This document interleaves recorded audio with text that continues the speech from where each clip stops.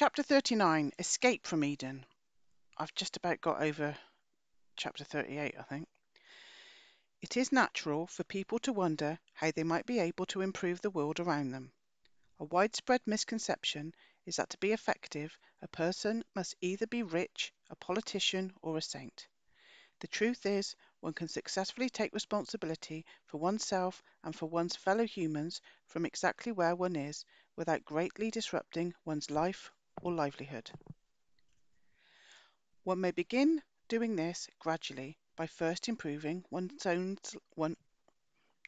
life, then by giving help to family and friends where it is wanted, then by joining or starting groups with laudable social goals, and finally by pursuing a sense of direct personal responsibility for the human race. It is important that more people begin this process, as history has clearly shown.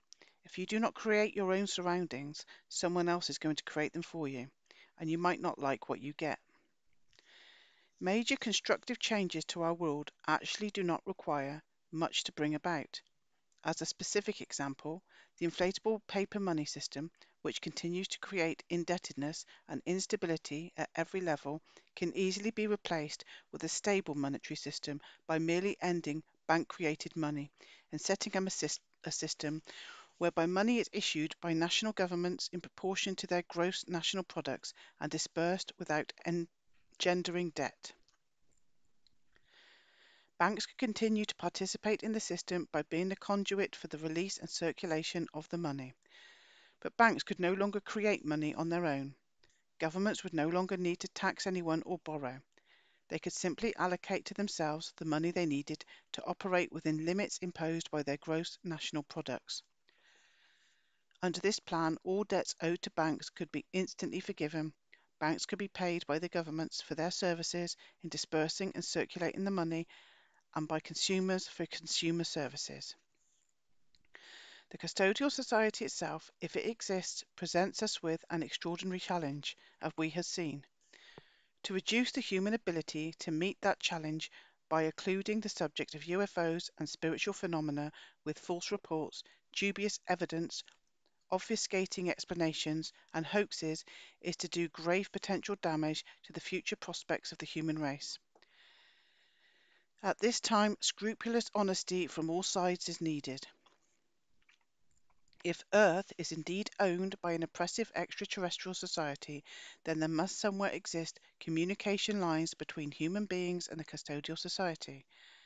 I am not talking about alleged telepathic communication, I'm speaking of face-to-face contact between humans and custodians. Part of the solution would be to find those communication channels and use them to begin negotiating an end to the pain and suffering on Earth. The proposal may sound utterly wild, as it would mean trying to start a process of diplomacy with an extraterrestrial society, which most governments do not even admit the existence of, in order to win the freedom of the human race. A race which most people would deny is even imprisoned. On the other hand, some people might argue that such negotiations would be as futile as San Quentin prisoners trying to negotiate their freedom with the warden or nasty concentration camp inmates trying to bargain with their SS guards. The custodial society would need to be assured that the human race desires no revenge or political upheaval. Mankind seeks only an opportunity to work out its promised salvation, and the human race would share its success with the custodial society. The goal would be to let bygones be bygones and get on with the future. In the meantime, the problem of human warfare can be addressed directly. It should be clear that there is no true security during any state of war, hot or cold. People speak of nuclear disarmament, but why bother making a small reduction in nuclear arsenals when chemical and biological weapons are produced in greater number? Fortunately, many people understand that true national security is achieved through friendship and peace. Ask any American if they feel threatened militarily by Canada, or any but the most paranoid Canadian the same question about America.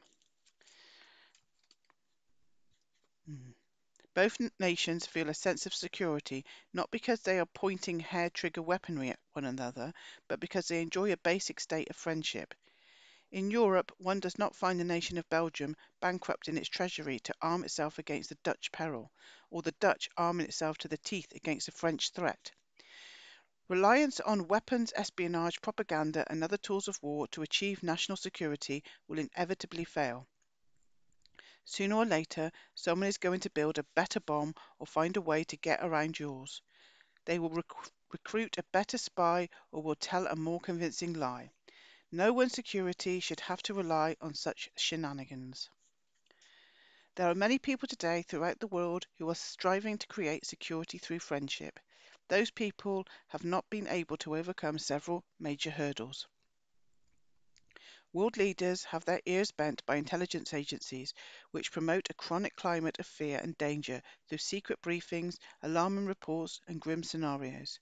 As long as artificial philosophical differences exist between national leaders, those leaders will not be able to think and communicate rationally with one another. If national leaders are convinced that a great utopia will arise if they maintain their side of the struggle, there will never be peace. Peace will only arrive if our leaders are willing to drop their great apocalyptic struggles and join the rest of humanity in a simple pact of friendship. The first thing that people can do to bring about human freedom is to become aware of all of the small freedoms they have and expand upon them. In our world, there is a great deal of emphasis on broad and gigantic social, political, and spiritual freedoms, but many people find it difficult to exercise even the smallest freedoms, such as simply expressing a fact or opinion on a social circle. It didn't get any better, William. The irony is that broad sweeping freedoms really exist so that many people may enjoy all of the small freedoms that make existence worthwhile. One can begin enjoying those small freedoms simply by exercising them. As more and more people begin to do this, freedoms for all will expand. It therefore follows that sacrificing smaller freedoms in the name of achieving broader freedoms will actually cause all freedoms to be lost. Perhaps the greatest hope lies in the fact that all spiritual beings, whether they animate human bodies, custodial bodies, or none at all, appear very similar in basic emotional makeup. There seems to be a core of good and decency within every individual, including within the most malevolent despots, that can ultimately be reached, although reaching it in some people can admittedly be a difficult undertaking. With persistence, intelligence, and compassion, it may yet be possible to bring a resolution to all that we have looked at in this book in a manner that will leave everyone happy. There are plenty of additional problems to be solved in our world. Now it is your turn to dream up solutions. Once you have thought them up, communicate them and act on them.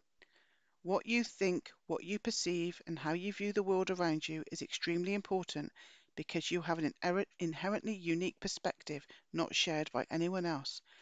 Say what you have to say, discover what you want to discover, and pursue those humanitarian goals within you. It could help us all. Well, that bit gave me goosebumps. Say what you want to say, think what you want to think. All these things are being taken away from us by people that think they're doing good and being kind and compassionate. So take away the small freedoms and you won't have any freedom at all. So true.